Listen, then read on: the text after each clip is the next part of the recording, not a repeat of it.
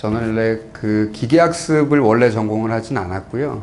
그 통신 시스템을 좀 했었어요. 그러니까 석사 때, 그리고 이제 삼성전자에서 하는 4년, 5년 일했는데, 그동안 좀 통신 시스템 디자인에 관련된 일을 했었고, 특히나 이제 삼성에 동안은 이제 LTE 시스템 디자인 관련된 일을 했었고요. 그리고 이제 그 유학을 좀 결심을 해가지고, 그 UC 버클리로 이제 유학을 하게 됐는데, 유학하는 동안에는 이제 좀 공부 좀 해야겠다 싶어서, 좀 이론을 좀 했고요. 이론 중에서 이제 정보 이론이라는 인포메이션 티어리라는 게 있는데, 이제 그게 뭐냐면 간단히 말씀드리면 이제 통신 시스템의 근간을 이루는 이론이다. 이 정도로 하시면 될 것 같고요.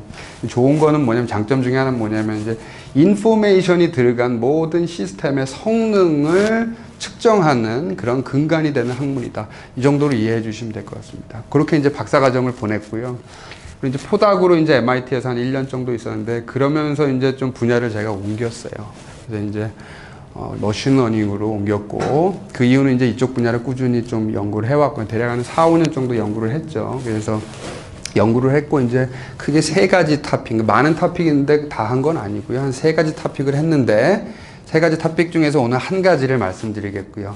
그 전에 앞서서 그 3가지 토픽이 뭔지 굉장히 짧게 설명을 좀 드리고 빨리 들어갈게요. 제가 좀 딜레이가 됐으니까요. 첫 번째는 뭐냐면은 이제 네이버하고 좀 관련된 거예요. 네이버에서 뭐 있죠? 검색 엔진 있죠. 그러니까 검색 엔진으로 이제 돈 많이 벌어가지고 이렇게 된 회사잖아요. 검색 엔진에 이제 중요한 알고리즘이 하나가 있는데, 그게 뭐냐면은 랭킹 알고리즘. 그게 굉장히 중요하다는 게 뭐 다들 아시겠죠. 제가 설명을 안 드려도. 그 랭킹 알고리즘에 대해서 좀 연구를 했고요. 그래서 랭킹 알고리즘을 개발을 한 2014년, 15년도에 걸쳐서 개발을 했고, 실제 이제 구글에서 갖고 있는 랭킹 알고리즘 알고 계시죠? 그 페이지 랭크라는 알고리즘인데, 그거 대비 좀 속도 개선이 좀 있는 그런 랭킹 알고리즘을 개발한 게 첫 번째 일이고요.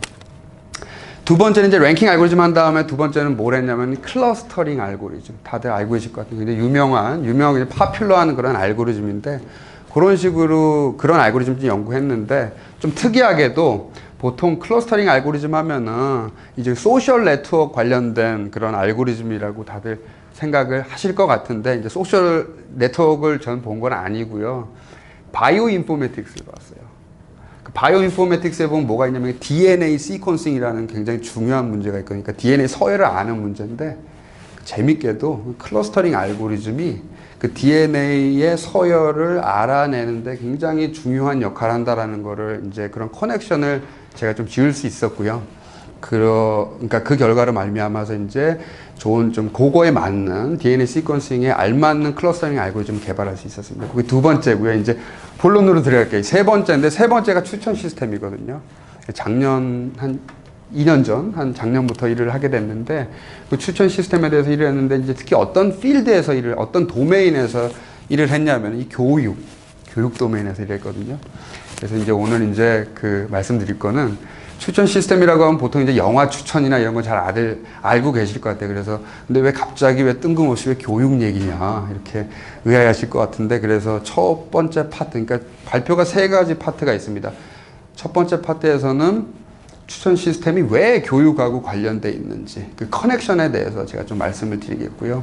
두 번째 파트에서는 이제 교육용 추천 시스템이라는 거 이제 말씀드릴 텐데, 그걸 개발을 했거든요. 그래서 어떤 식으로 제가 개발을 하고 어떤 컨텍스트에서 개발을 했는지 그거를 말씀드리겠고, 세 번째 파트에서는 이제 이 교육용 추천 시스템을 만들었는데, 이제 그거는 뭐냐면 범용성 추천 시스템을 만드는 게 제 나름대로는 골이거든요. 그러니까 범용성 하면 이제 우리가 어떤 걸 쓰냐면 딥러닝 많이 쓰잖아요. 그래서 딥러닝 알고리즘을 베이스로 한 그런 추천 시스템을 저희가 좀 개발 중이고 있는데, 그 개발 중인 상황을 말씀드리고 발표를 마치겠습니다. 이게 이제 아웃라인이고요. 빨리 시작을 해볼게요. 첫 번째 파트, 추천 시스템하고 교육하고 어떤 연관이 있는지 그거를 제가 연관성을 말씀드리겠습니다. 연관성을 말씀드리기 앞서서 이제 추천 시스템이 뭔지 설명을 드려야 되는데, 뭐 다들 아실 것 같아가지고 설명이 필요 없을 것 같지만, 혹시 몰라서 높아심에서 데피니션을 말씀드릴게요. 추천 시스템은 말 그대로 추천해 주는 건데, 어떤 걸 추천해 주냐, 어떤 사용자가 좋아할 만한 아이템을 추천해주는 모든 시스템을 추천 시스템이라고 합니다. 가령 예를 들어서 그 아이템이 뭘 수 있죠? 뭐 영화가 될 수도 있고요. 아니면 뭐 쇼핑몰에서 제공하는 어떤 상품이 될 수도 있고, 음식점에서 제공하는 어떤 뭐 음식이 될 수 있습니다. 이런 걸 추천 시스템이라고 하는데, 이 추천 시스템 하면 이제 그 어떤 메커니즘으로 돌아가는지 그걸 알아야 되는데 그 메커니즘을 결정하는 게 이제 알고리즘이라고 하는 거잖아요. 그럼 추천 시스템에 쓰는 알고리즘이 뭐냐?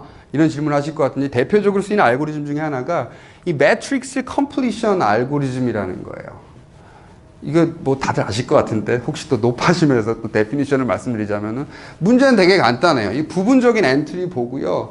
그 보지 않는 엔트리 추측해내는 그런 알고리즘을 매트릭스 컴플리션 알고리즘이라고 해요. 그럼 이게 왜 추천 시스템하고 관계가 있느냐? 이그젬플 보면 쉽게 알거든요. 뭐 넷플릭스 다들 잘 알고 계시죠? 영화 추천해주는 그런 시스템을 갖고 있는 DVD 렌탈 회사인데 거기서 이제 어떤 매트릭스를 봤냐면 이런 매트릭스 봤어요. 로가 유저고 칼럼이 무비고 그래서 이제 어떤 데이터를 긁어 모았냐면 유저한테 이제 본 무비 어떤 유저가 이제 무비를 볼 텐데 그 본 무비에 대해서 잘 봤으면 좀 레이팅 좀 매겨달라. 이게 이제 이런 이제 레이팅 정보를 모은 거예요. 3, 4, 뭐 5점 이런 식으로. 이게 문제가 있었어요. 문제는 뭐냐면은 이제 무비가 종류가 무지하게 많잖아요. 사람이 다 볼 수 없겠죠. 만약에 다 본다고 하면 죽을 때까지 못 볼 거예요, 아마도. 이제 그 문제 뭐냐면 그래서 뭐 다 본다고 해도 뭐 레이팅 매기기도 힘들 뿐더러 뭐 다 볼 수도 없으니까 레이팅 정보가 이제 부분적인 정보라는 거를 쉽게 예상을 할 수 있고요. 그러면 이 부분적인 정보에서 이 나머지 빈 공간 이제 채우려고 하는 게 이제 그게 이제 매트릭스 컴플리션 알고리즘이 행하는 건데 그럼 이 정보 갖고 뭐를 하느냐? 여기 지금 안 본 무비에 대해서 이렇게 레이팅 정보를 얻었는데요. 추측한 거죠. 추측한 거 갖고 이제 레이팅이 높으면 좋아할 수 있을 것 같으니까 이제 레커멘드 하자. 이제 이런 식으로 해서 이제 매트릭스 컴플리션 알고리즘하고 추천 시스템하고의 연관성이 있다라는 걸 쉬운 이그젬플로 알 수 있겠고요. 이제 본론으로 들어갈게요. 교육인데 이거 뭐 다들 아시는 부분이라서 조금 보링할 수 있는데 혹시 몰라서 제가 말씀드린 거고 교육으로 넘어가겠습니다. 교육은 그러면 왜 추천 시스템하고 관련이 있느냐? 교육이 뭔지 알면 되거든요. 우리 어렸을 때 뭘 배우기 위해서 뭘 했죠? 선생님들이 맨날 시키는 거 있죠. 저도 이제 아들이 있는데 그 아들한테 가르쳐 주려고는 안 하고 맨날 뭘 시켜요. 뭘 시키냐면 너 어떤 문제 풀라고 하거든요. 제가 너무 시간이 없다 보니까 아들을 가르칠 시간이 없어가지고 문제만 그냥 냅다 뭐 어떤 문제 이렇게 보여주고 풀라고 해요. 근데 그게 실제로 이제 학습 효과가 있기 때문에 그런 식으로 교육을 하는 거거든요. 그래서 대부분에 보면은 교육의 방법 중에서 사람들이 쓰는 방법이 이 problem solving을 통해서 이 교육을 한다라는 거예요. 그래서 뭐 서적 가면 문제집도 무지하게 많아요. 수학 정성을 다 보셨을 테고, 뭐 저도 뭐 문제집이 무지하게 많았는데 그거 다 풀었는데 저도 그러니까 문제집 갖고 공부한다고요, 사람들. 그게 뭐냐면 문제 풀이를 통해서 교육을 한다라는 거거든요. 그러면 이제 이거하고 이제 문제 풀이를 통해서 교육을 하는데 그거하고 그러면 추천 시스템하고 무슨 관련이 있느냐 그건데 요 매트릭스를 보면 쉽게 알 수 있어요. 가령 예를 들어서 이런 매트릭스를 생각해 볼 수 있어요. 로는 똑같이 유저고요. 칼럼은 이제 무비가 아니고 이제 문제로 바뀐 거예요. 그럼 각각의 엔트리가 뜻하는 게 뭐냐? 무비에서는 레이팅이었는데 여기서는 레이팅이 아니고요. 그 문제 맞췄는지 틀렸는지 OX거든요. 뭐 문제 뭐 세상에 있는 문제 다 풀 수 없잖아요. 부분적인 문제 풀어가지고 이제 빈 공간을 알아맞혀야 되는데 그럼 빈 공간을 알아맞혀서 할 수 있는 건 뭐냐? 만약에 이 빈 공간을 알아맞혀서 어떤 문제는 틀릴 것 같다, 어떤 문제는 맞출 것 같다 이런 개스를 할 수 있잖아요. 그러면 이제 교육을 시킬 수 있는 거예요. 왜 어떤 식으로 교육을 시킬 수 있냐면은 너무나 많은 틀린 거면은 이제 그 학생은 어떤 컨셉이 부족해가지고 어떤 그 문제를 틀렸을 가능성이 크니까 그 컨셉을 부스팅 시키기 위해서 그러한 컨셉을 기를 수 있는 그런 문제들을 추천을 해주는 거죠. 이제 이런 식으로 이제 교육하고 추천 시스템하고 관련이 있다라는 걸 이런 쉬운 이그젬플로 볼 수 있는데 이제 이러한 이제 observation에 착안을 해서 저희가 그러면은 이 교육용 추천 시스템을 우리가 만들 수 있겠다. 이런 매트릭스 컴플리션 알고리즘을 통해서. 그래서 이제 일을 시작을 했어요. 일을 시작을 해서 그러면 이제 어떤 식으로 알고리즘을 만들어야 되냐. 이거를 좀 고민을 해봤는데, 아까 무비에서는 그 엔트리 정보가 뭐였죠? 그 5, 4, 3, 1. 그런 레이팅 정보였잖아요. 여기선 바이너리 정보예요.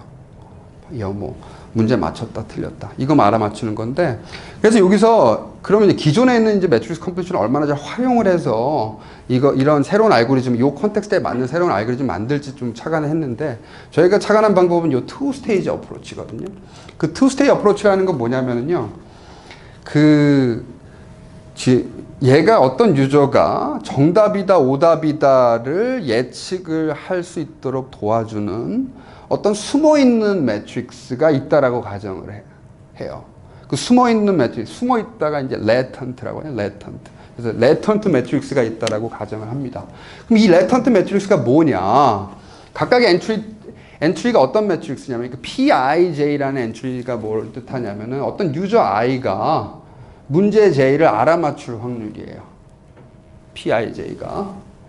그러면은 이거 PIJ 만약에 알면 그러면은 우리가 이제 그 바이너리 매트릭스를 컴플리션 해야 되는데 어떻게 하냐면은 PIJ 알아가지고 할 수 있는 건 뭐냐면 그냥 동전 던지기 하는 거거든요. 동전에서 이제 앞면이 나올 확률이 이제 PIJ인 거예요. 그런 이제 바이어스 된 그런 코인을 던져가지고 앞면이 나오면 맞추고 뒷면이 나오면 틀렸다. 예.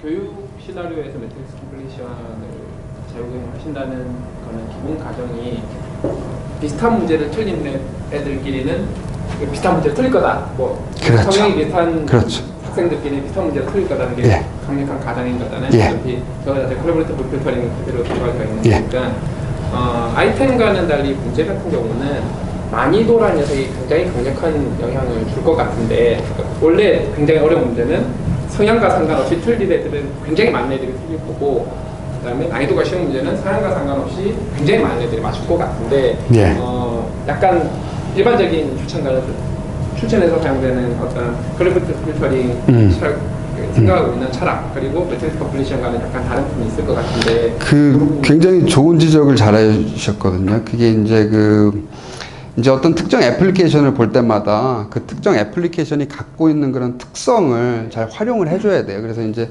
이런 교육 같은 경우는 이제 아까도 말씀드렸다시피 다른 여러 팩터도 있지만 특히 문제 난이도가 큰 팩터가 될 수 있고 그거에 좀 웨이팅을 줘서 좀 모델링을 하는 게 좋지 않겠느냐 그런 말씀 해주셨는데 그 말씀 맞고요. 그래서 이제 일단은 저희는 이제 이런 모델링으로 이제 설명을 다 드리지 않았지만 이런 모델링을 했는데 이런 모델링을 해서 이제 저희가 생각하는 이제 리미테이션이라고 하는 부분이 있는데 그 부분이 이제 지금 말씀하신 부분을 어드레스 할 수 있는 그런 방법을 또 고안해 있거든요.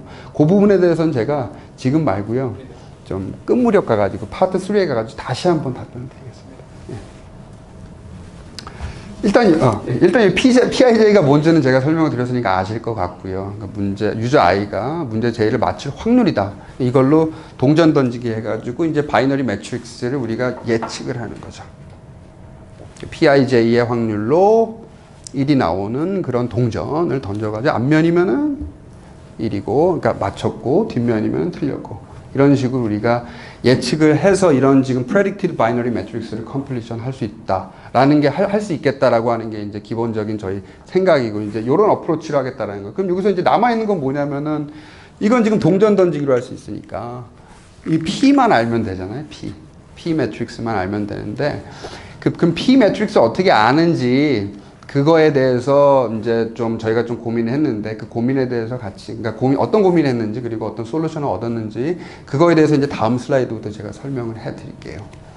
그 P라는 매트릭스를 보면은 이 여러 개의 엔트리가 있잖아요. 그럼 만약에 그 엔트리 간에 서로 코릴레이션이 많은 게 전혀 없다라고 하면은 뭐 이거 부분적인 정보 갖고 매트릭스 컴플리션 할 수 없겠죠. 그렇죠? 당연히. 그러니까 이런 엔트리가 많은데 엔트리들 간에 상관관계 없으면 뭐 다 봐야 되겠죠. 그렇죠?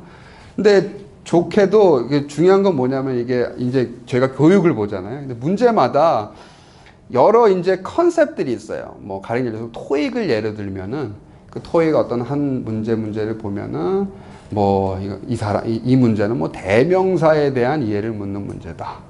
혹은 뭐 인칭 대명사에 대한 이해를 묻는 문제다. 아니면 뭐 형용사, 부사의 그런 뭐 활용법을 잘 묻는 문제다. 그런 컨셉들이 있잖아요. 근데 그 컨셉을 우리가 생각을 해보면 그렇게 많지가 않아요. 실제로 보면은 뭐 그렇게 심하게 많지는 않거든요. 그래서 컨셉들은 이제 어느 정도 적은 숫자일 거라는 이런 예측에서 우리가 이제 이 매트릭스를 바라보면은 컨셉이 적으면은 그 문제는 이 컨셉들이 이제 조합으로 표현되는 거잖아요.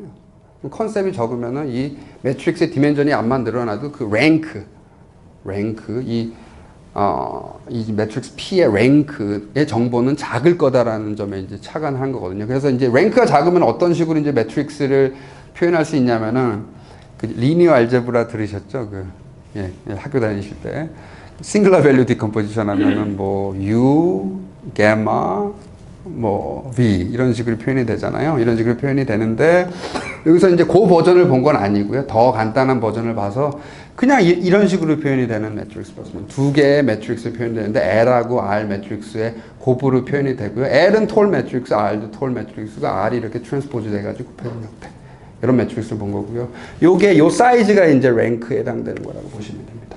그래서 이제 요런 스트럭처를 가졌을 거라고 우리가 예측을 한 거고, 그러면 이제 요런 스트럭처를 갖고 있는 그 P를 에스티메이션 해야 되는 게 이제 골인데, 어떻게 에스티메이션을 하느냐. 뭐 여러 가지 방법이 있을 수 있겠는데, 요 매트릭스 R이라는 걸 보면은, 그 전에 이제 설명드려야 될 거는 요런 식으로 표현이 되면은 LIJ가 의미하는 건 뭐냐면 유저 I가 컨셉 J에 대해서 얼마만큼 잘 이해하고 있는지 그런 값을 우리가 내포하는 거라고 예상을 할 수 있겠고요. 여기에 이제 RIJ의 엔트리를 보면은 그거는 뭐냐면 이제 문제 I에 컨셉 J가 얼마만큼 컨트리뷰션 하고 있는지 이제 그런 정보라고 보시면 되고, 이제 요거를 LR을 알면 이제 P를 에스티메이션 할 수 있는 거고, 그거로부터 우리가 바이너리 매트릭스를 컴플리션 하겠다라고 하는 게 이제 기본 어프로치라고 보시면 되고요. 그러면 이제 이런 형태에서 이제 L과 R을 에스티메이션 해야 되는데, 여러 가지 방법이 있는데요. 처음에 나이브하게 생각할 수 있는 건 다음과 같은 방법이에요. 그게 뭐냐면은, 이 R이라는 게 뭐였죠? RIJ 컴포넌트가 뭐였죠? 컨셉 J가 문제 I에 얼마만큼 컨트리뷰션 하는지. 그거잖아요. 그러면 이제 그거를 알려면은 여러 가지 방법이 있는데, 우리가 한 가지 아는 방법 중에 하나는 뭐냐면 엑스퍼트를 동원하는 거예요. 교육 굉장히 잘 아는 사람 동원해가지고, 그러면 이제 엑스퍼트니까 문제에 어떤 컨셉들이 있는지 좀 어느 정도는 우리보다는 더 이해할 가능성이 있잖아요. 그래서 엑스퍼트를 고용을 해서 하이어를 해가지고 문제들을 다 주고요. 문제마다 어떤 컨셉들이 있는지 전부 다 레이블링 해달라. 어떤 컨셉들이 얼마나 컨트리뷰션으로 있는지, 그 레벨이 어느 정도 컨트리뷰션 레벨이 있는지 그거를 전부 다 어사인 해달라. 이게 부탁을 하는 거예요. 그러니까 R을 에스티메이션 하는 거죠. 매트릭스 R을 엑스퍼트를 동원해서 에스티메이션 하고, 그러면은 R을 다 안다고 치면은 요 PIJ는 뭐죠? LIJ들의 리니어 콤비네이션이죠. 그쵸? R을 알면은 R이 컨스탄트니까 PIJ라는 건 LIJ들의 리니어 콤비네이션이에요. 리니어 시스템이에요. 뭐 어떻게 해요? 다 배웠잖아요. 그죠? 중학교 때 다 배웠잖아요.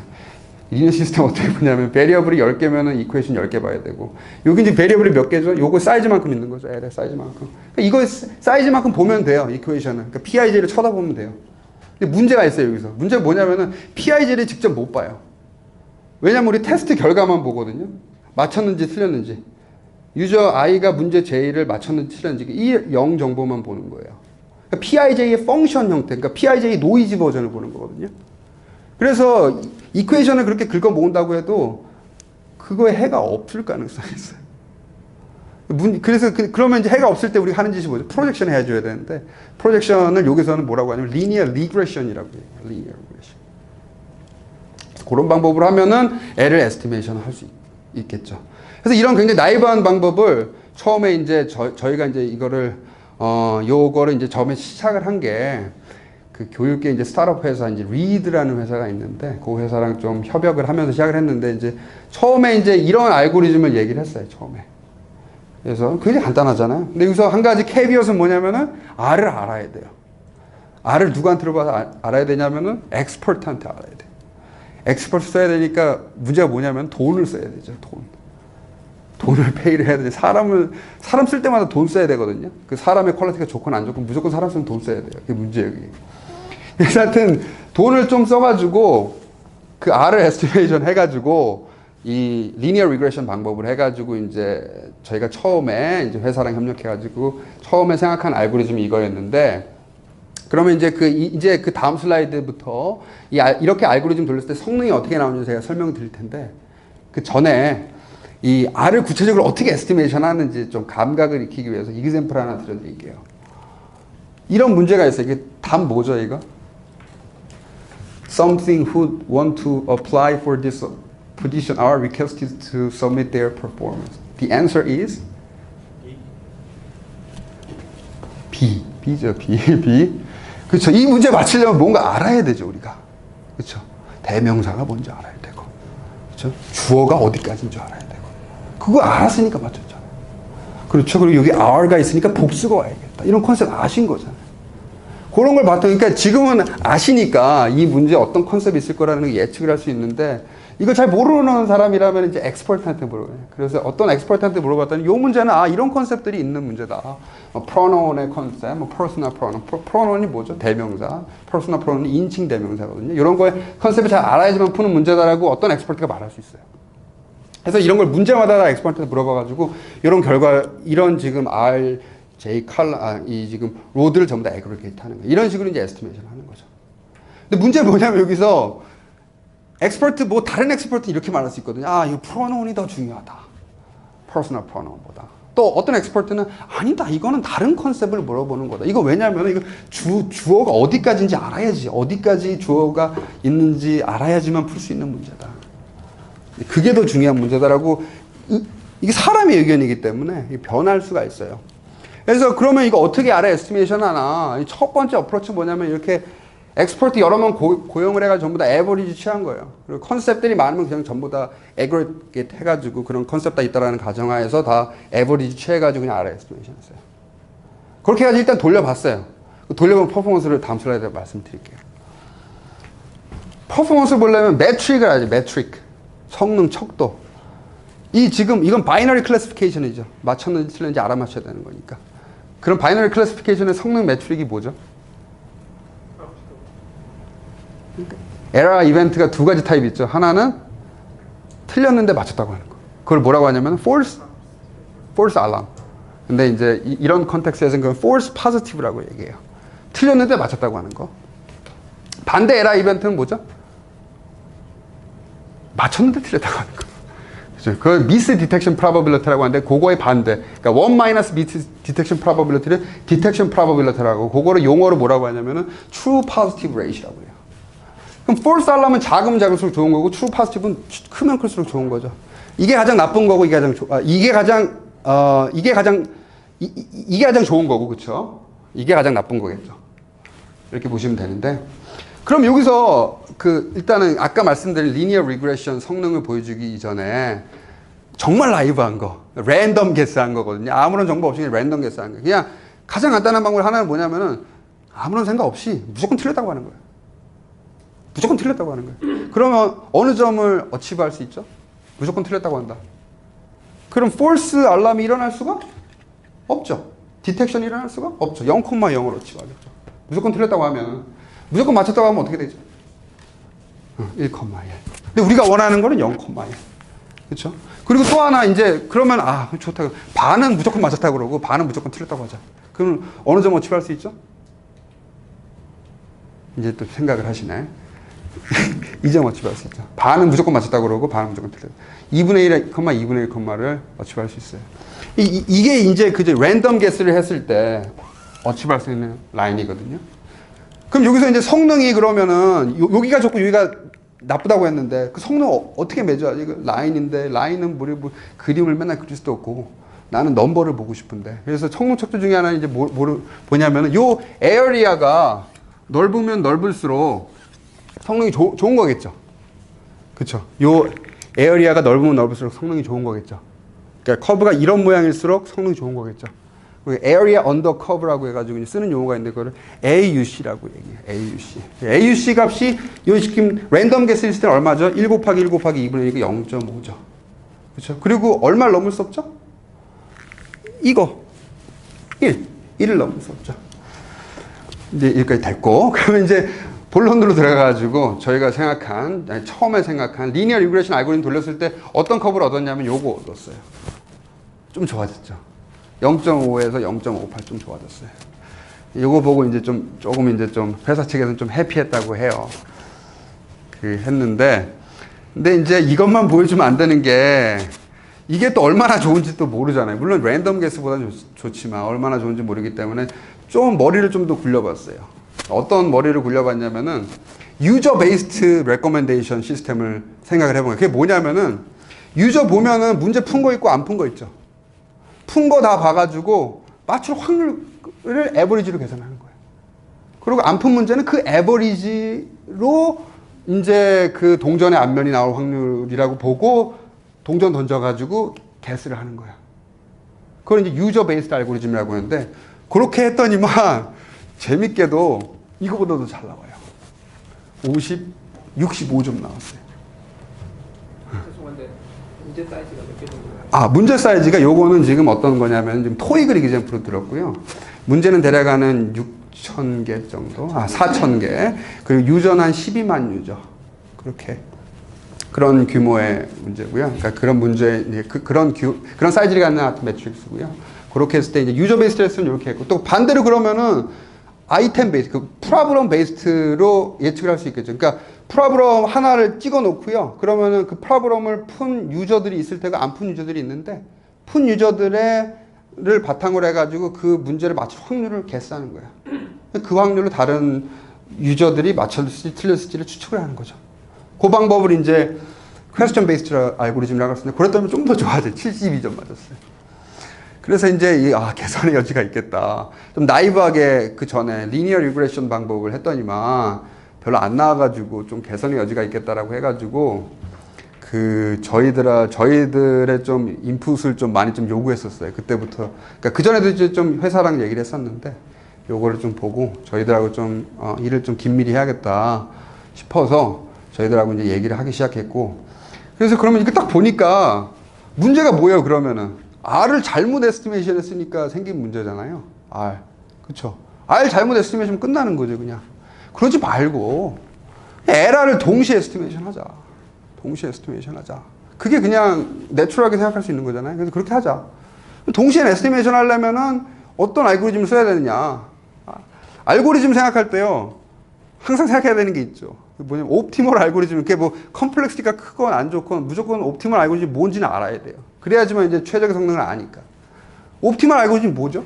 그 PL이 정해지면은, PL이 정해져가지고 우리가 리스판스가 이제 제너레이트 되는 이런 모델 하에서 뭔가 이제 리스판스를 보는데, PL이 기분했을 때 그 PL의 함수로 어떤 리스판스를 보게 되는데, 그 리스판스하고 PL하고는 서로 프로바빌리스틱하게 관련이 있죠. 근데 그런 리스판스를 보고 이제 LR의 에스티메이션 하는 문제인데, 그게 무슨 문제냐면 인퍼런스 문제, 추론 문제잖아요. 추론 문제. 추론 문제에서는 퍼포먼스 매트릭이 항상 probability of error고, 에러 확률. 에러 확률 낮추는 게 가장 중요한 거예요. 그럼 에러 확률 낮추려면은 알잖아요. 그 에러 확률 낮추기 위한 가장 옵티멀한 솔루션이 뭐죠? 이거 너무 되게 오래전에 학교를 다니셨는데. 그게 MAP라는 거거든요. MAP. Maximum A Posteriori Probability Rule. 그러니까 A Posteriori Probability라는 어떤 엔티티가 있는데 그거를 맥시마이즈하는 LR 찾는 문제예요. 오케이. 그러면 그건 이제 모르시는 거 같고, ML은 들어보시죠. ML. Maximum Likelihood Estimation. 그러니까 MAP가 이 경우는 지금 MAP가 ML이랑 똑같은 경우인데, ML이 뭔지 알아야 되는 거예요. 그럼 ML. 그러면 이제 ML을 알려면은 likelihood를 계산을 해야 돼. 그 LR이 정해지면 likelihood를 계산할 수 있는데, LR을 다 바꿔보면서 likelihood를 보고 그 likelihood를 maximize하는 LR 찾는 문제예요. 그게 옵티멀이에요, 하여튼. 그게 뭐 컴플렉스가 높건 낮건 무조건 그게 옵티멀이거든요. 그게 뭔지를 생각을 해봐야 되는데, 그래서 이제 그거를 일단은 풀라고 했어요, 처음에. 그러면 풀라고 하면 이제 옵티마이제이션 문제를 포뮬레이션 해야 되는데, 여기서 objective 펑션이 뭐냐면 likelihood 펑션이잖아요. LR이 정해지면 likelihood 계산할 수 있다고 하는데, 그 likelihood를 일단은 계산을 해야 되고, 그 likelihood를 바탕으로 이제 optimization을 formulation 해야 돼요. 어떻게 formulation 했는지 그 다음 장에 설명을 드릴 텐데, 이거거든요. 이게 지금 뭐냐면요, likelihood의 로그를 씌운 다음에 거기다 마이너스 붙인 거예요. 그러면 그 값을 미니마이즈 하는 솔루션을 찾아야 되죠. 그렇죠? 그래서 여기 미니멈으로 바뀌었고요. 이거는 이제 likelihood에 로그를 씌우고 마이너스를 씌우면 이렇게 돼요. 이거 좀 계산을 좀 해봐야 되는데, 굉장히 나이브한 계산인데 일단 스킵을 할게요. 제가 일단 좀 받아들여 주시고 좀 be patient 해주시고, 이게 로그에다가 likelihood를 로그에다 로그 씌우고 마이너스 씌운 거다 라고 보시면 되고, 옵티마이제이션 보면 항상 constraint가 있죠. 근데 아까 저희가 가정한 게 P가 LR 트랜스포즈다, 이 가정한 거고, 그래서 그 constraint가 들어가고, 여기 이제 하나 더 고려한 게 뭐냐면은, 이 지금 잘 알려진 결과 중에 하나가 뭐냐면 이런 지금 매트릭스 컴플리션 알고리즘에서 잘 알려진 결과가 뭐냐면은 이 로우 랭크를 갖는 에라를 찾는 게 굉장히 좋은 솔루션을 주는 그런 어프로치 중에 하나다. 이제 그런 게 굉장히 잘 알려져 있는 거거든요. 그래서 여기서는 그거를 반영하기 위해서 무슨 짓을 했냐면은요. 그 랭크가 작으면은 그거에 뉴클리어 놈이 보통 작거든요. 그러니까 뉴클리어 놈이라는 건 뭐냐면은 싱글라 밸류도 다 합친 거예요. 랭크가 작으면 작을수록 싱글라 밸류들이 이제 파시티브 값이 작을 테니까 그거 다 더하면 보통 작아요. 그래서 그 로우 랭크라는 걸 잘 이제 캡처하기 위해서 이런 지금 레귤러라이제이션 텀을 집어넣어줬어요. 이게 지금 뉴클리어 놈이고요. 이런 식으로.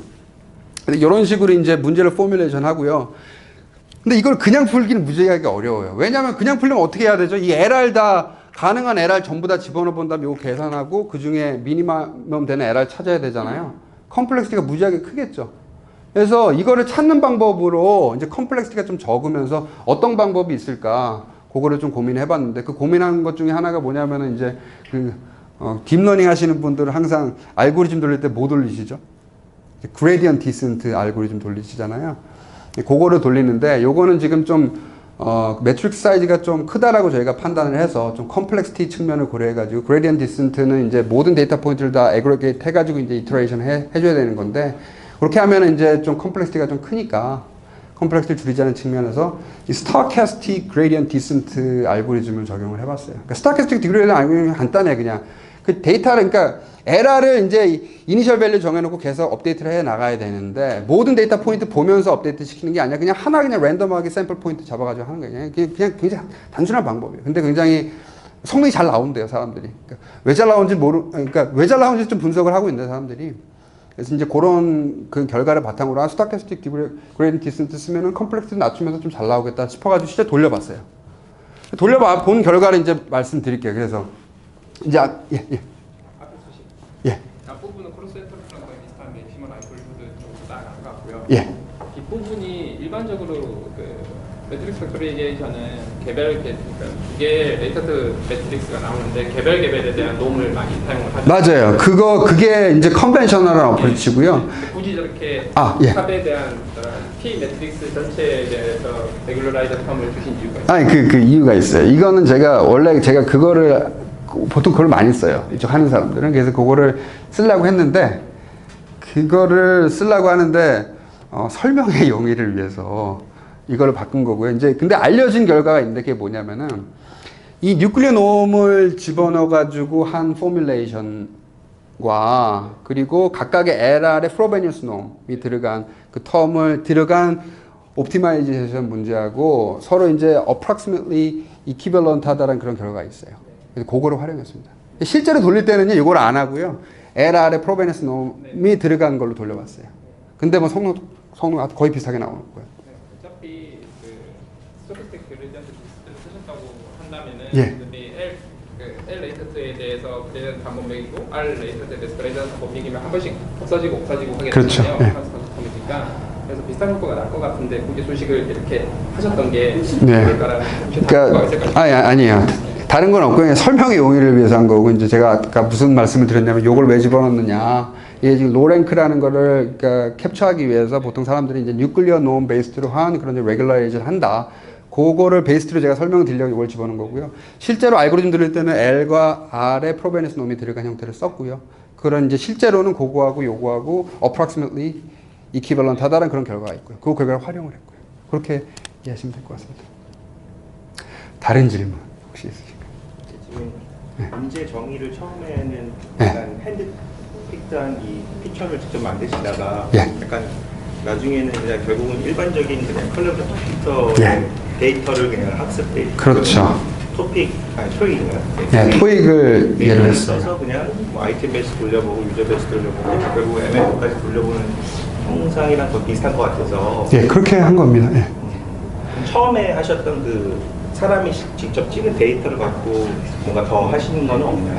그거는 그러니까 사람의 그 미준 엑스퍼트가 준 결과가 너무 노이지하다고 생각을 해서 더 이상 프로시드는 안 했어요. 그러니까 인풋이 처음에 굉장히 노이지한 정보가 들어오면 그거 갖고 암만 해봤자 좋은 결과 안 나올 것 같아가지고 컨셉 사이즈가 얼마 정도? 그러니까 엑스퍼트들이 매긴 컨셉 사이즈. 컨셉의 피처의 개수. 아, 컨셉 사이즈가 얼마였지 그때? 70 정도? 근데 제 생각에는 이제 기존의 이제 레이턴트 모델 같은 경우에는 이제 그런 것들이 이제 해석이 불가능했었는데 말씀하신 대로 이제 사람이 어떤 컨셉이라는 지식을 가지고 이제 나열을 해가지고 문제를 약간 레프레젠테이션 하신 거잖아요. 네, 그렇죠. 그 정보가 사실 어떻게 보면은 기존의 그 레이턴트 모델에서 캡처할 수 없는 것들까지 찾아내겠다라는 약간 처음에 가정이었던 것 같은데 맞아요. 약간 뒤로 갈수록 이게 결국은 그냥 다시 또 레이턴트 모델로 보여서 그냥 끝나는, 그러니까 저희가 처음에 이제 그 첫 번째 어프로치 이제 R을 엑스퍼트한테 물어봐가지고 에스티메이션하고 하고 그때 디멘전이 대략 한 70 정도라고 이렇게 그 얘기가 나왔는데 그 결과 이제 성능이 안 나와가지고 이제 이런 어프로치를 했는데 이제 뒤에 제가 설명을 드리겠지만 이런 어프로치 했을 때 성능이 잘 나오거든요. 그러니까 기계한테 다 맡기면은 사람한테 안 맡기고 기계한테 다 맡기면은 이제 더 좋은 성능이 나온다는 게 결론인데 그래서 그렇게 나온 결과로 해서 이제 R에 이제 랭크를 재봤거든요. 그랬더니만 60, 70 몇 개가 아니고 4 정도 나와요. 엄청나게 적은 거예요. 그러니까 그게 이제 사람이 엑스퍼트가 뭐 좀 생각을 해가지고 컨셉들을 나열하고 해가지고 한 70개 정도를 나열했는데 실제로는 그게 아니고 한 4개 정도의 컨셉이 있는 거예요.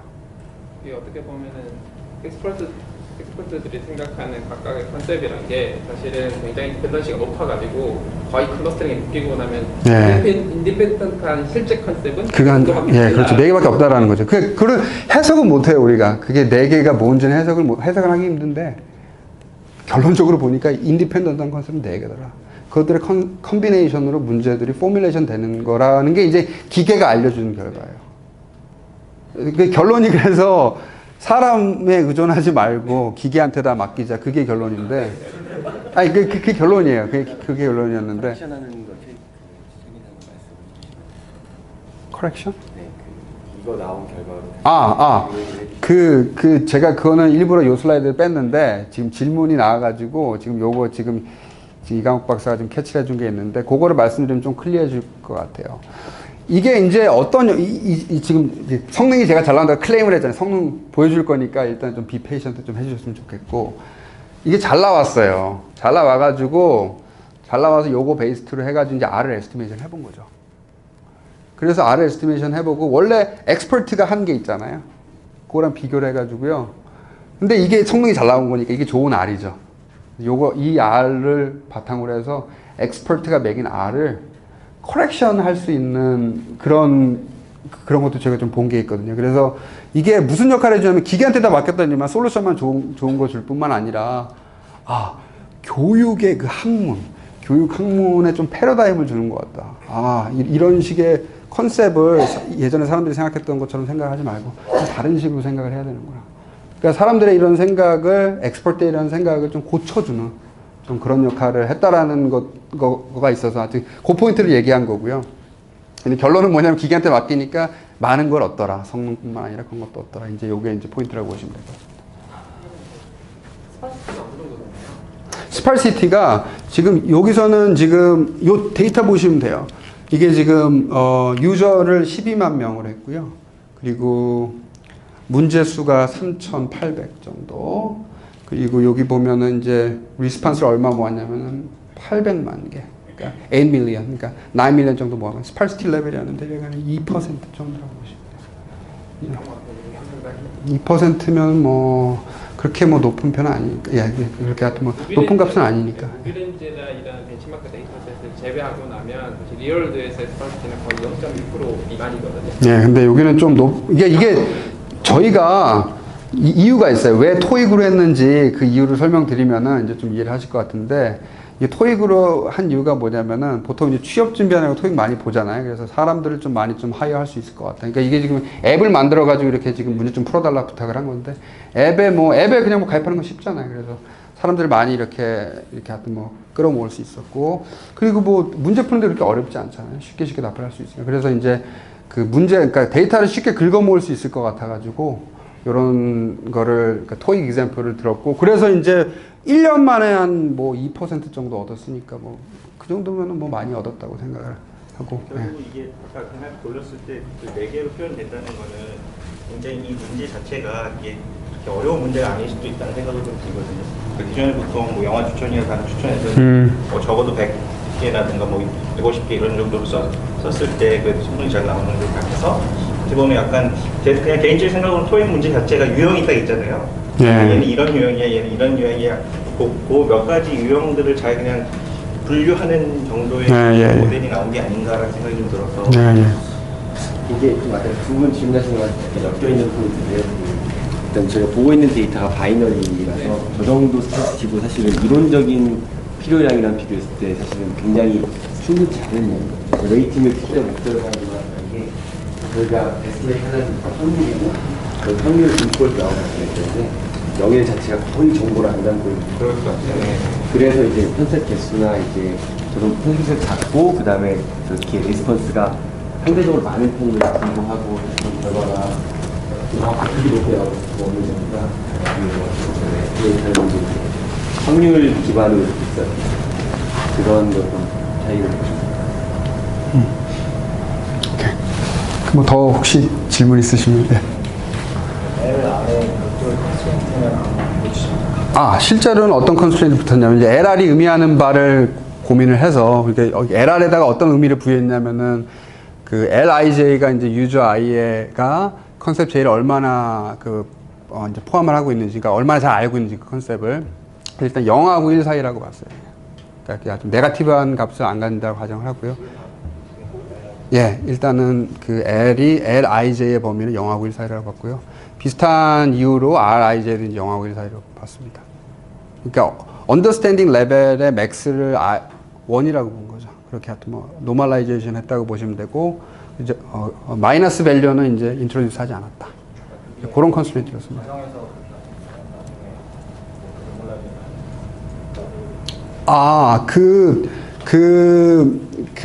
이게 저희가 이제 이게 하여튼 교육 문제다 보니까 이제 LIJ에 이제 의미를 어느 정도 부여할 수 있잖아요. 그 의미를 부여하는 과정에서 이제 그런 내추럴한 그런 컨스트레인트를 부여를 한 거고요. 뭐 그 이외에 이유는 없고요.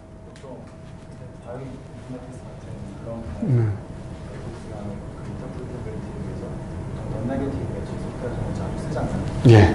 여기서도 그렇게 하셨으면 그냥 원인 과정에서 자연스럽게 그게 학습이 되는 거 하실 수 있었을 것 같은데. 원래 포뮬레이션이 뭐였냐면은, LR의 컨스트레인트 없이 한번 돌려봤었거든요, 우리가. LR의 컨스트레인트, 지금은 이제 양수라고 컨스트레인트 주고 돌려봤는데, 그렇게 했을 때 조금 안 나왔어요, 성능이. 그렇게 안 나오고, 그걸 봤더니만 마이너스 값도 좀 나오고 그랬어요. 계산한 거 보니까. 그래서 이제 그거를 보고, 뭔가 좀, 이제 LR의 의미를 좀 생각을 하고, 좀 그 의미를 바탕으로 컨스트레인트 부여하는 게 좋겠다라고 싶어가지고 나중에 이제 컨스트레인트를 집어넣고 그렇게 돌렸더니만 이제 실제로 그렇게 컨스트레인트 안 넣고 돌렸을 때보다 좀 더 잘 나왔고요. 그러니까 컨스트레인트를 안 주고 했더니만 그거를 잘 따라가지 못했다. 이제 그게 이제 저의 답이라고 보시면 될 것 같고요. 컨스트레인트를 어떤 식으로 줬냐면 좀 저희가 좀 의미를 부여를 해서 좀 줬다. 이렇게 이해하시면 될 것 같습니다. 보여주신 거에 LR 컨스트레인트가 안 들어있어서 아마 질문을. 네, 제가 이 슬라이드를 좀 약간 그 수식의 개수가 약간 좀 미니마이즈 되도록 하다 보니까 이 컨스트레인트 많이 안 집어넣는데요. 실제로는 여기 어떤 게 있냐면은 LIJ가 0하고 1 사이 그런 컨스트레인트가 있고요. RIJ도 0하고 1 사이 컨스트레인트가 있습니다. 또 하나는 뭐냐면 이제 LIJ를 전부 다 이제 썸했을 때, 로우 썸했을 때 그게 1이라는 그런 컨스트레인트 집어넣어 봤어요. 그랬더니만 이제 그렇게 했을 때가 가장 잘 나오더라고요. 예, 그렇게 이제 실제로는 그렇게 했고요. 그렇게 해서 이제 데이터셋은 제가 설명을 드렸고요. 그렇게 해서 돌려봤더니만 질문 있으시죠? 이게 그러니까 이 모델이 그러니까 유저의 데이터가 사용 데이터 늘어날수록 더 좋아지는 모델인지 궁금하거든요. 그러니까 예를 들면은 이제 사실 10개 미만의 문제를 푸는 데이터들을 유저들은 사실 별로 그렇게 효용을 못 볼 수가 있잖아요. 그래서 그런 것들을 데이터 필터링을 하셔서 하신 건지. 지금 데이터를 이제 그냥 사용을 했는지, 로우를 사용했는지, 뭔가 좀 프리프로세싱을 했는지, 그 말씀 하시는구나. 프리프로세싱 한 게 있거든요. 그걸 제가 스킵을 했는데, 그걸 말씀드릴게요. 이게 지금 그 앱을 만들어가지고 앱에 이제 가입하고 문제 풀다 보니까 어떤 유저는 아주 귀찮은 유저는 문제 대충 푼 사람들이 있거든요. 그런 데이터는 좀 좋지 않은 데이터라고 좀 저희가 좀 판단을 해서 뭐 어떠한 데이터가 그런 데이터냐 좀 생각을 해봤는데 굉장히 빨리 푼 유저들 1초 안에 막 이렇게 찍어가지고 푼 그런 유저들 있을 수 있잖아요. 걔 분명히 찍었다 얘는. 그래서 그런 유저들은 전부 다 제거를 했어요. 그러니까 그런 프로세싱을 했습니다. 그래서 어느 정도는 좀 데이터가 좀 리파인이 된 거다. 이런 식으로 보시면 되고 좀 여기 나오는 결과들은 그렇게 리파인 데이터를 기반으로 한 거다. 이렇게 보시면 될 것 같습니다. 그리고 혹시 이게 데이터가 늘어날수록 그 유저의 데이터, 그러니까 그 데이터가 많은 유저가 데이터 적은 유저보다 더 정확도가 높다는 그런 분석도 있나요? 그것도 이제 저희가 이제 스페시픽하게 이제 유저 뽑아가지고 보지는 않았는데요. 뭐 예상은 그렇게 될 거라고 저희가 예상을 하고 있고, 그거에 대한 프로세싱도 우리가 했지. 그러니까 뭐 어느 문제 이상을 푼 그런 유저만 이렇게 묶어가지고 이렇게 콜라보레이션 필터링 한 그런 프로세스도 한 거. 그거 조금 추가적으로 드리면은 그 질문하셨던 포인트가 이제 그러니까 문제를 많이 안 푼 유저가 들어오면은 이제 오히려 성능이 안 좋을 수 있다라는 질문을 하신 것 같은데, 그러니까 말씀하신 것처럼 워낙 데이터가 적은 컬러들 뭔가 들어오면 오히려 말씀하신 변수 개수만 들고 뭐가 적으니까 성능이 더 떨어지는 게 맞고, 그래서 그런 제가 스레스홀드 찾아가지고 몇 개 이하로 데이터를 뺐을 때 성능이 좀 좋다는 것 같고요. 그다음에 둘째로 일단 돌린 상태에서 유저별 문제 푼 개수 또는 문제별로 문제 푼 개수에 따라서 이렇게 성능을 따로따로 매저를 해보면은 이제 그 로우랑 컬럼에 들어있는 정보가 많을수록 정확도가 미묘하게 올라가는 그런 거. 네. 근데 여기서는 아까도 얘기했다시피 그런 거 좀 걸러낸 상태예요. 그러니까 유저가 문제를 좀 적게 풀었다. 그러면 그런 유저는 좀 제거를 한 상태고, 그런 거에 대한 이제 플러스 이제 그 다음 슬라이드에 이제 보여드리는 거고, 그런 또 추가적인 실험을 이제 했다고 이제 얘기를 하는 거고요. 실제로 이제 로에 어떤 유저가 푼 개수가 많으면 많을수록 그 유저의 그 문제를 맞힐 확률의 그런 프레딕션 프로버빌리티가 더 좋아지더라. 그러니까 그런 에크러시가 좋아지다. 이제 그런 얘기를 이제 이 박사가 한 거고요. 네, 아까 그 질문. 네. 이쪽에 나올 수도 있는데 그러면 인위적 분법의 가장 근본적인 단계인 콜드 스타트 유저와 콜드 스타트 문제 얘네들에 대한 솔루션은 어떻게 찾을 겁니다. 그거는 지금 그 short answer 드리자면은 그거는 지금 익스페리먼트 결과에는 그런 거는 제거를 다 했지 우리가. 저희가 이제 제가 이해한 바로는 처음에 데이터가 없을 때 이제 어떻게 이제 처리할 새로 신규 유입된 유저라든가 네. 그래서 어차피 데이터도 문제도 확보를 하실 거잖아요. 네. 그거에 대해서는 두 가지 말씀드릴 수 있을 것 같아요. 일단은 콜드 스타트 문제가 어느 정도 심각한지 봐야 되잖아요.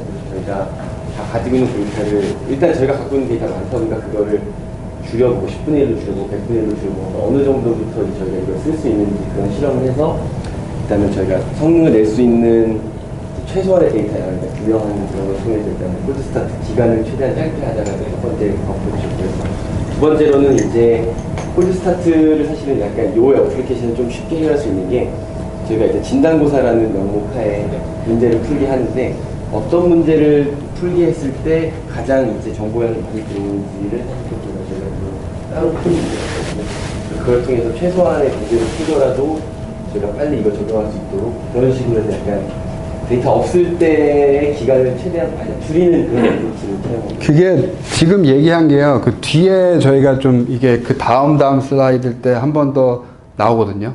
그거 할 때 좀 부연 설명 제가 한번 드려볼게요.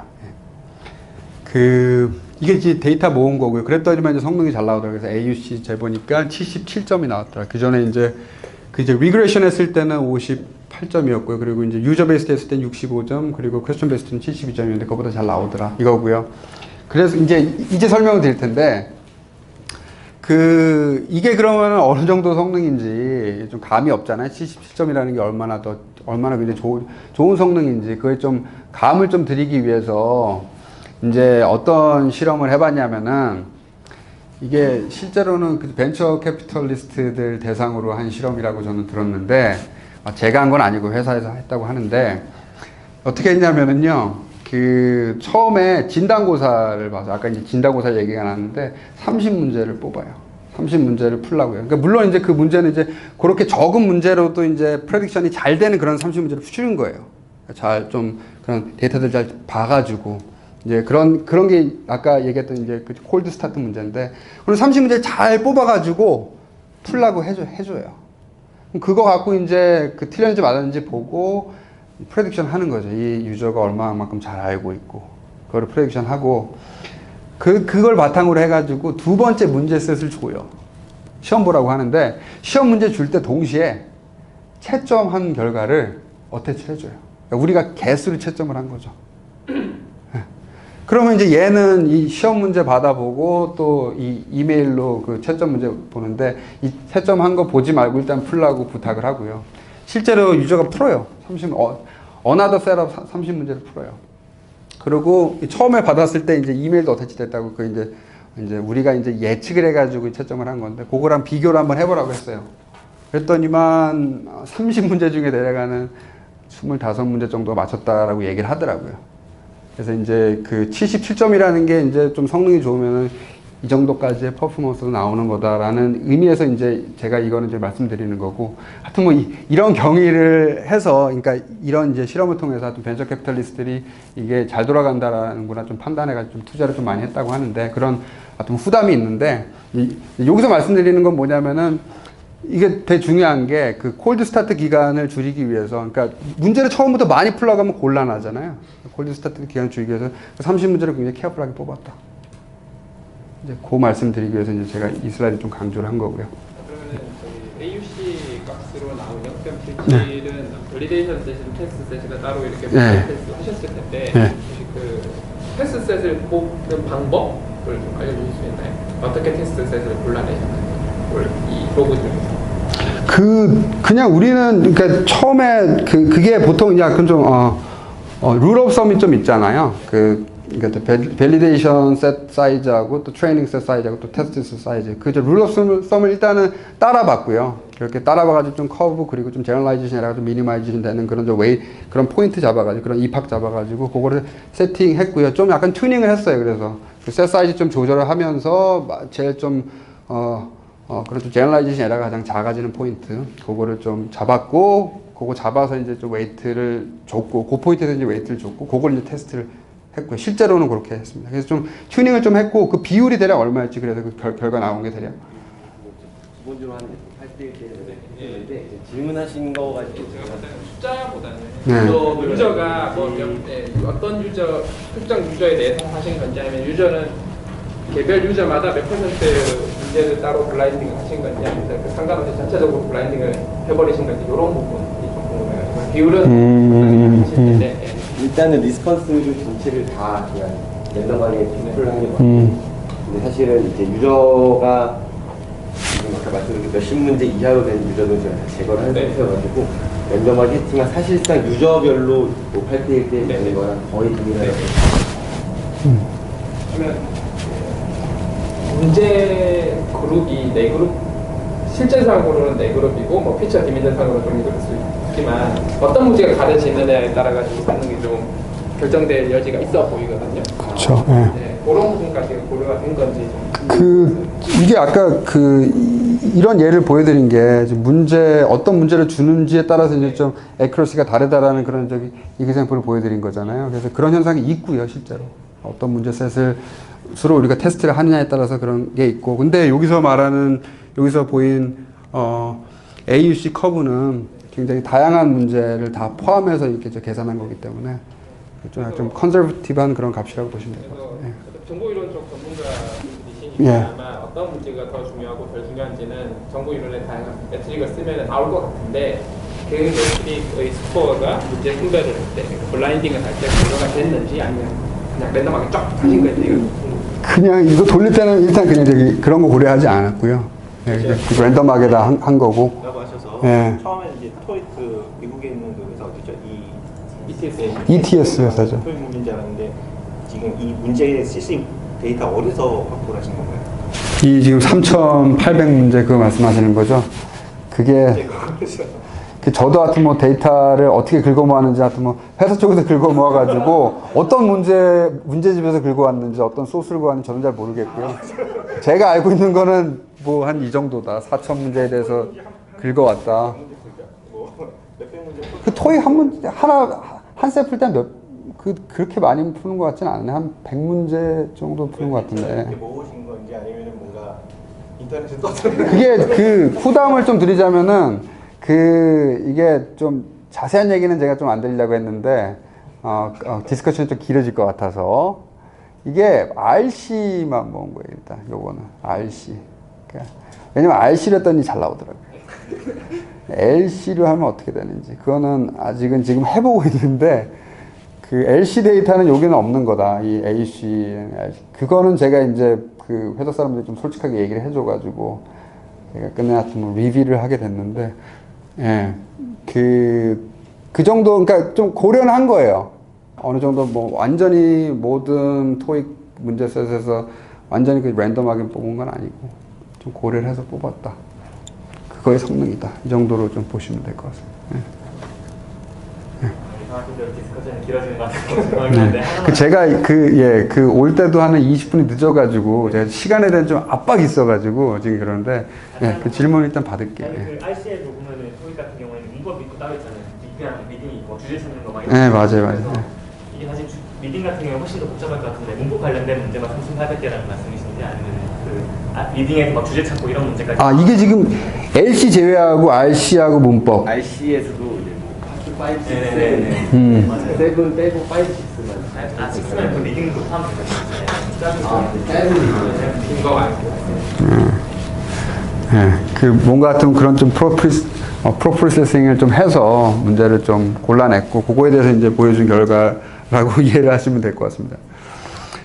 거의 다 됐고요. 이제 다 끝났는데 한 가지 이제 그 마지막으로 좀 소개를 드릴 게 있는데 이제 파트 3로 갔는데요. 지금 시간이 얼마지? 오버됐으니까 짧게 얘기할게요. 그럼 한 1, 2분 안에 끝낼게요. 그냥. 죄송합니다. 이게 논쟁이 많을 수밖에 없는 게요. 이 모델 가정했잖아요. P가 LR의 트랜스포즈다. 그리고 그 모델을 가정을 했고 또 그 모델을 가정하에서 이제 저희가 뭐 매스 돌려가지고 풀었고 이제 그런 건데 이런 어프로치의 문제점이 뭐냐면 이제 모델 베이스드 어프로치라고 얘기했는데 문제점이 뭐냐면 모델이 틀리면 완전 가비지가 돼버리는 거예요. 그리고 또 두 번째는 뭐냐면 그 모델을 알려면 그 도메인을 공부를 좀 해줘야 되거든요. 그래서 그게 두 가지 제약점이 있는데 그래서 저희가 이제 고려한 어프로치가 뭐냐면 그러면은 모델을 러닝하는 그런 알고리즘을 좀 써보자. 그게 이제 그 딥러닝에서 많이 하는 거예요. 이게 끝내는 이제 모델을 가정하지 않고 그 모델을 러닝하는 어프로치, 이제 딥러닝 어프로치라고 얘기할 수 있는데 그런 어프로치를 적용한 게 있었고요. 그렇게 해가지고 구체적으로 말씀 안 드리고 어떤 특정 DNN을 썼고요. 그 DNN은 어떤 걸 썼냐면 이제 디노이징 오토인코더라는 그런 DNN을 썼고요. 그렇게 썼을 때의 했더니만 좀 더 잘 나왔어요. 성능만 보여드릴게요. 좀 근데 많이는 잘 안 나왔는데 한 77점에서 한 78점 정도로 나왔습니다. 그러니까 이제 이게 저희도 좀 튜닝을 좀 많이 하고 했는 결과가 78점인데 튜닝을 좀 많이 하고 좀 그 스택드 디노이징 오토인코더를 썼는데 실제로는 그 레이어를 좀 많이 늘려보고 했음에도 불구하고 뭐 튜닝 해보고 레이어 늘려보고 별짓을 다 해봤는데도 이 정도가 나왔거든요. 이게 지금 좀 하고 있는데 이 정도 나온 거 보니까 그전 어프로치가 그렇게 뭐 나쁘진 않았다라는 건데 이게 왜 제가 이거를 강조하냐면은 이거는 좀 운이 좋아가지고 이거는 좀 잘 된 경우인 것 같고요. 그러니까 모델을 어느 정도 저희가 좀 개스한 게 좀 잘 맞아 떨어져가지고 그런 거 같고 근데 실제로 이제 추천 시스템이 이제 교육만 있는 것도 아니고 굉장히 다양한 시스템이 있을 텐데 그런 시스템에는 이제 모델을 우리가 만들기도 어렵고 만든다고 해도 그거를 제대로 에스티메이션을 못하면 이제 큰 문제가 발생되고 이제 그게 이제 성능으로 나오는 거기 때문에 성능이 이제 나빠지는 걸로 나오는 거기 때문에 그런 모델 베이스 어프로치를 하는 것보다는 이런 식으로 이제 딥러닝 베이스 어프로치를 하는 게 한 가지 좋은 방법일 거라는 그런 생각에서 이제 이런 어프로치를 썼고요. 시간 관계상 여기까지 끝내겠고 좀 구체적인 어떠한 알고리즘을 그러면 어떻게 그러면 그 스택 디노이징 오토인코더라는 게 뭐고 그걸 어떻게 썼는지 그거에 대해서는 만약에 이거 끝나고 좀 관심 있으신 분들 있으면 그렇게 얘기를 할 수 있을 것 같습니다. 이렇게 발표를 마칠게요 일단은. 감사합니다.